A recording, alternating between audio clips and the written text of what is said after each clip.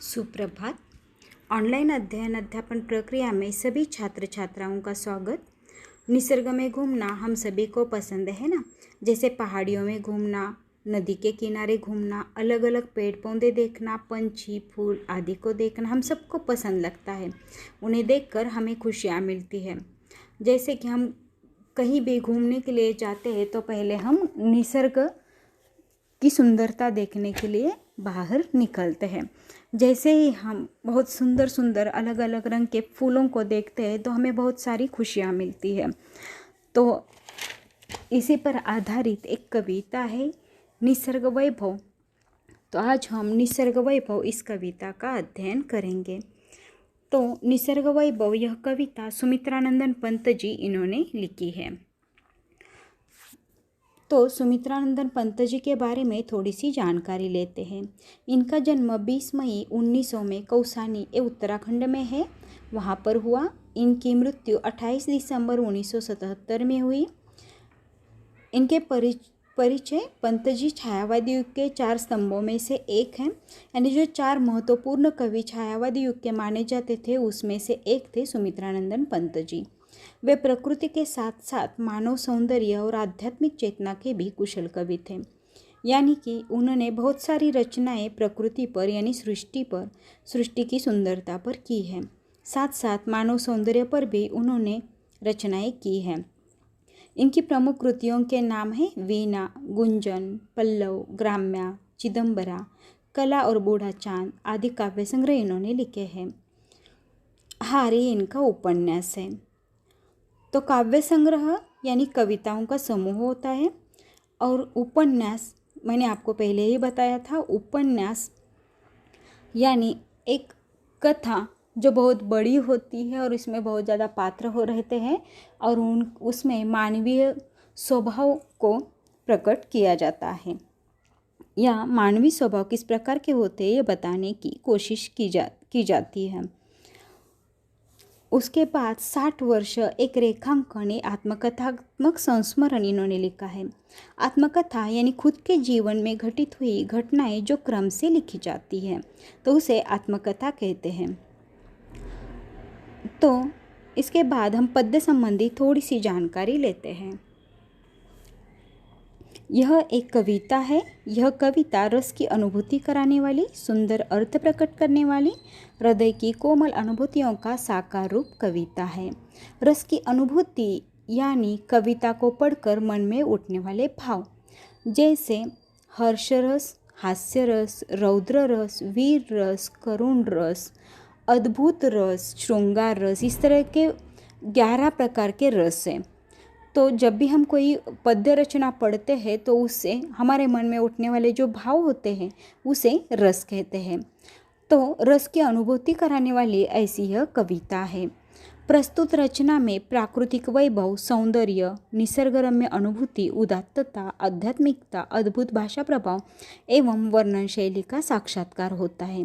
यानी जो रचना की है सुमित्रानंदन पंत जी ने निसर्ग वैभव, इसमें प्रकृति का बहुत ही सुंदर वर्णन किया है। प्रकृति कितनी सुंदर है, यानी सृष्टि में कितना सारा सौंदर्य भरा हुआ है, इसके बारे में हमें इस कविता द्वारा पता चलता है। यानी निसर्ग बहुत ही सुंदर है, इसकी अनुभूति कराने वाली ऐसी ये रचना है। उसके साथ साथ इस कविता की जो भाषा है वह बहुत ही अद्भुत और बहुत ही प्रभावित ऐसी भाषा है, और उनकी भाषा का प्रभाव एवं वर्णन शैली का साक्षात्कार हमें इस कविता में होता है। यानी उनके शब्द रचना कितनी सुंदर होती है ये हमें इस कविता द्वारा पता चलता है। तो देखते हैं कविता क्या है। तो कितनी सुंदरता बिखरी प्राकृतिक जगत में ईश्वर, टपक रही गिरी शिखरों से झर, लौट रही घाटी में लिपटी धूप छाह में निस्वर, अनिल स्पर्श से पुलकित तृणदल, बहती सीमाहीन श्लक्ष्ण संगीत स्रोत सी, अहरह वन भूमरमर, फूलों की ज्वालाएं आंखें करती शीतल, मुकुल अधर मधु पीते गुंजन भर मधुकर दल, तितली उड़ती दूर कहीं पल्लव छाया में, रुक रुक गाती वनप्रिय कोयल। तो पहले हम देखते हैं इसकी पहली पंक्तियाँ 5 पंक्तियाँ क्या है, तो कितनी सुंदरता बिखरी प्राकृतिक जगत में ईश्वर, टपक रही गिरी शिखरों से झर, लौट रही घाटी में लिपटी धूप चाह में नीश्वर। तो सबसे पहले हम देखते हैं इसमें कठिन शब्द कौन से हैं। तो प्राकृतिक यानी सृष्टि या धरती पर का निसर्ग का वैभव, टपकना यानी गिरना, गिरी शिखर यानी पर्वत पहाड़, लौटना यानी गिरना, घाटी यानी मैदान, लिपटी यानी लिपटना, निस्वर यानी निशब्द या स्वर रहित। ये सब कठिन शब्दार्थ है। तो अब हम इसका भावार्थ समझते हैं। कवि सुमित्रानंदन पंत जी कहते हैं कि इस पूरे विश्व में धरती पर प्रकृति की कितनी सुंदरता बिखरी हुई है।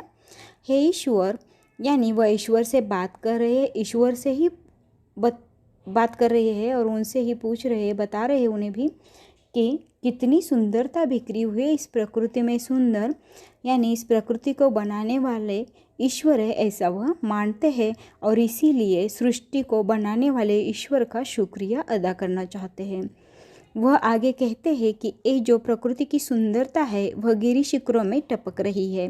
यानी जब भी हम घूमने जाते हैं किसी पहाड़ी इलाके में तो हम देखते हैं कि प्रकृति कितनी सुंदर है। पर्वतों पहाड़ों से बहती हुई नदियाँ, पेड़ पौधे, अलग अलग प्रकार के फूल बहुत ही सुंदर दिखाई देते हैं। और यह जो प्रकृति की सुंदरता है वह पहाड़ी से होकर घाटी तक यानी मैदानों तक पहुंच रही है। और यह सृष्टि इतनी सुंदर दिखाई देती है जैसे वह सुंदरता धूप चाह में निशब्द होकर लिपटी हुई है, ऐसा लगता है। यानी जैसे कि हम देखते हैं कि वन में बहुत सारे पेड़ पौधे होते हैं, कुछ पेड़ छोटे होते हैं तो कुछ बहुत बड़े होते हैं। अब जो पेड़ बड़े होते हैं उनके पत्तों की या टहनियों की वजह से जो धूप है वह धरती तक नहीं पहुंच पाती, या छोटे पेड़ जो होते हैं वहां तक, या छोटे पौधे जो होते हैं वहां तक पहुंच नहीं पाते। लेकिन जैसे ही हवा का झोंका आता है तो वो पत्तियाँ और टहनियाँ हिलने लगती है और उसकी वजह से जो धूप है वह थोड़ी सी धरती तक आ पहुंचती है, या धरती पर जो छोटे पौधे हैं उन तक पहुंच जाती है। और इसकी वजह से जो छोटे छोटे फूल या पौधे हैं उन पर धूप छा जाने से उन्हें खुशियाँ मिलती है। और जैसे ही उन पर धूप छा जाती है थोड़ी देर बाद फिर चाह आ जाती है। इसलिए कवि सुमित्रानंदन पंत जी कहते हैं कि प्रकृति की सुंदरता धूप छाह में लिपटी हुई है। यानी वन में बहुत सारे पेड़ पौधे होते हैं और हवा का जैसे ही झोंका आता है, अनिल यानी हवा, तो हवा के स्पर्श से पुलकित हो जाते हैं। घास जो है, तृणदल यहाँ पर कहा है, यानी जो घास है वह बहुत खुश हो जाती है, पुलकित हो जाती है। और हवा कैसी बहती है, तो हवा सीमाहीन होकर बहती रहती है। तो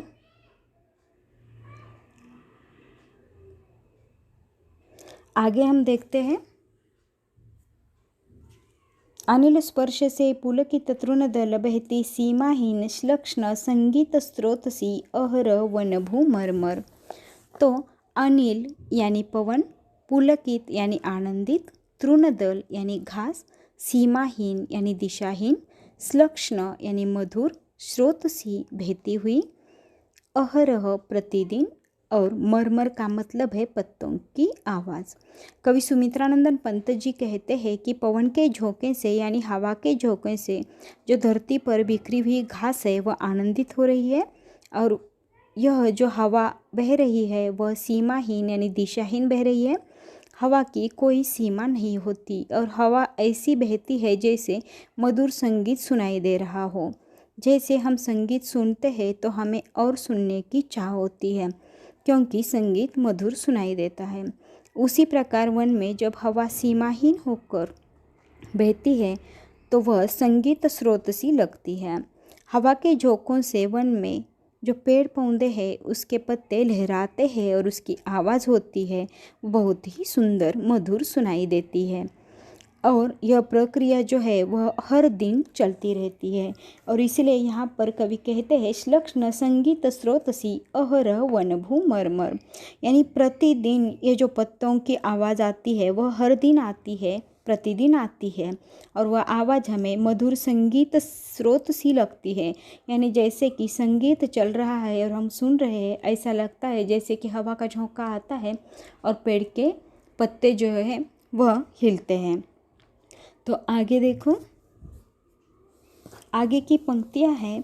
फूलों की ज्वालाएं आंखें करती शीतल, मुकुल अधर मधु पीते गुंजन भर मधुकर दल।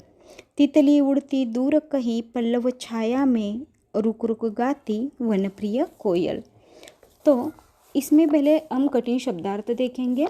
तो इसमें ज्वालाएं यानी शोभा, शीतल यानी ठंडा, मुकुल यानी कली, अधर यानी होठ, मधु यानी रस, गुंजन यानी गुनगुनाहट, मधुकर यानी भौरा, दल यानी समूह, पल्लव यानी कोमल पत्ते। तो ये सब कठिन शब्दार्थ हैं। यहाँ कवि सुमित्रानंदन पंत जी कहते हैं कि फूलों की सुंदरता, उनकी शोभा हमारी आँखों को शीतलता देती है, यानी जैसे ही हम फूलों को देखते हैं हमारे मन को शांति मिलती है, हम खुश हो जाते हैं। और जैसे ही फूल खिलते हैं तो मधुकर दल यानी भौरे मधु पीने के लिए आ जाते हैं। वह कलियों के या फूलों के होठों से मधुर मधु पीते हैं। वह भौरे फूलों के पास गुनगुनाते रहते हैं, यानी उन भौरों की एक आवाज़ आती है। इस सृष्टि में बहुत सारी अलग अलग रंग की तितलियाँ हमने देखी है, देखे है ना। तो कितनी सुंदर दिखाई देती है वह। आप सबको भी तितली देखना पसंद है ना। कवि कहते हैं कि दूर कहीं कोमल पत्तों की छाया में तितलियाँ उड़ रही है और वह बहुत ही सुंदर दिखाई दे रही है। और वन में जो कोयल पंछी है वह रुक रुक कर गा रही है, जिसकी आवाज़ बहुत ही मधुर है। कवि सुमित्रानंदन पंत ने प्रकृति का बहुत ही सुंदर वर्णन इस कविता में किया है। तो फूलों की ज्वालाएं यहाँ पर कहा है, ज्वालाएं यानी शोभाएं, यानी जैसे कि हम बहुत सारे फूल एक साथ देखते हैं तो हमें बहुत ही खुशियाँ मिलती है और हमारे आँखों को ठंडक पहुँचाती है। और इसीलिए यहाँ पर कवि कहते हैं कि हमारे आँखों को शीतलता देने का काम ये फूल करते हैं। मुकुल अधर मधु पीते गुंजन भर मधुकर दल, यानी जो भौरे हैं वह क्या करते हैं, तो मधु पीने का काम, फूल से मधु निकाल कर पीने का काम ये भौरे करते हैं। और यहाँ पर ये भी बताया कि तितली किस तरह से उड़ती है, कहाँ पर उड़ती है। तो तितली जो है वह पल्लव छाया में, यानी जो छोटे कोमल पत्ते होते हैं उनकी छाया में वह तितलियाँ उड़ती है। हमने देखा है तितलियाँ कितनी सुंदर होती है और उसके पंख तो बहुत ही नाजुक होते हैं। और इसीलिए यहाँ पर कवि कहते हैं कि वह पल्लव छाया में वह उड़ रही है। उसके बाद जो कोयल है वह रुक रुक कर, यानी थोड़ी देर बाद इस तरह से वह गा रही है।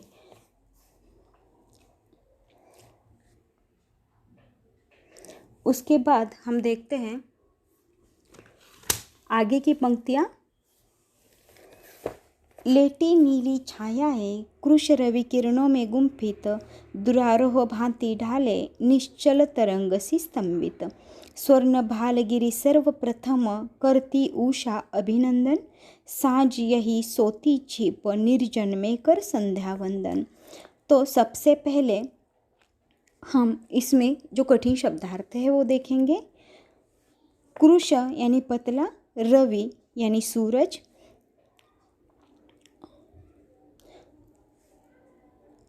उसके बाद देखो शब्द है स्वर्ण यानी सोने जैसा, भाल यानी कपाल, गिरी यानी पर्वत, सर्वप्रथम यानी सबसे पहले, उषा यानी सुबह, सांझ यानी शाम, निर्जन यानी जहाँ पर कोई लोग नहीं है उसे निर्जन कहते हैं। तो ये सारे इसके कठिन शब्दार्थ थे। तो लेटी नीली छायाएं कृश रवि किरणों में गुम्फित, दुरारोह भांति ढाले निश्चल तरंग सी स्तंभित, यानी यहाँ पर कवि क्या कहना चाहते हैं, तो नीली छायाएं कृश रवि किरणों में गुम्फित यानी वह कहते हैं कि जो आकाश से निकली हुई नीली छाया है वह किरणों में यानी सूरज से निकलने वाले किरणों में गुम्फित होकर धरती तक पहुंच रही है और ऐसे लग रहा है जैसे ही वह नीले पानी पर गिरती है तो उसमें जो सुंदरता आती है, यानी नदियों का पानी जब हम सुबह को देखते हैं तो बहुत ही सुंदर दिखाई देता है, क्योंकि सूरज से निकलने वाली किरणें जो है वो उस पर छा जाती है और पानी को एक चमक आ जाती है। और इसलिए यहाँ पर कहा है स्वर्ण भालगिरी सर्वप्रथम करती उषा अभिनंदन। तो उषा किसका अभिनंदन करती है? तो सबसे पहले उषा गिरी पर्वत का, गिरी यानी पर्वत का अभिनंदन करती है।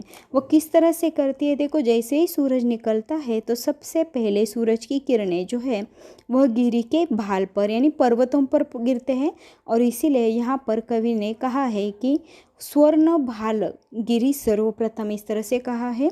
यानी जो सोने जैसी उसकी किरणें हैं वह कहाँ पर गिरती है? तो वह पर्वतों पर गिरती है और इसलिए यहाँ पर कवि कहते हैं स्वर्ण भाल गिरी सर्वप्रथम करती उषा अभिनंदन। यानी उषा किसका अभिनंदन करती है? तो उषा पर्वतों का अभिनंदन करती है। सांझ ही सोती छिप। अब देखो, जैसे ही सूरज निकलता है तो अंधेरा गायब हो जाता है, तो इसीलिए यहाँ पर कवि कहते हैं सांझ ही सोती छिप। सांझ छिप जाती है, ऐसा कवि क्यों कहते हैं? क्योंकि जैसे ही सूरज ढलता है उसके बाद सांझ जो है फिर से दिखाई देती है, यानी रात का समय फिर से शुरू हो जाता है। और इसीलिए यहाँ पर कवि कहते हैं कि जब दिन निकलता है तो रात छिप जाती है और जैसे ही सूरज डूबना शुरू हो जाता है रात अपनी जगह वापस से ले लेती है।